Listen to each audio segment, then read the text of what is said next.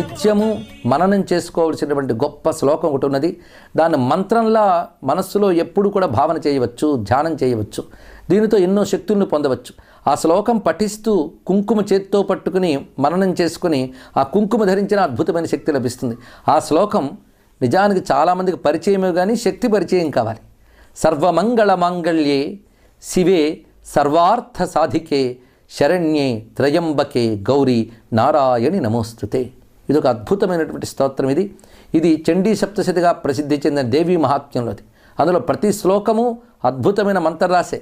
కానీ ఆ శ్లోకాలన్నింటిలోని ఒక మణిరత్నంలా ప్రకాశిస్తున్నటువంటిది ఈ దివ్యమైన శ్లోకం. దీనిలో భావం ఏంటంటే సర్వమంగళ మాంగళ్యే, మంగళము కలిగించే వాటిలో ఆ మంగళకర శక్తిగా నువ్వున్నావమ్మా అన్నారు ఇక్కడ. అంటే సృష్టిలో మనకు ఆనందం కలిగిస్తోంది, మంచి కలిగిస్తోందని వస్తువుని స్వీకరిస్తాం మనం.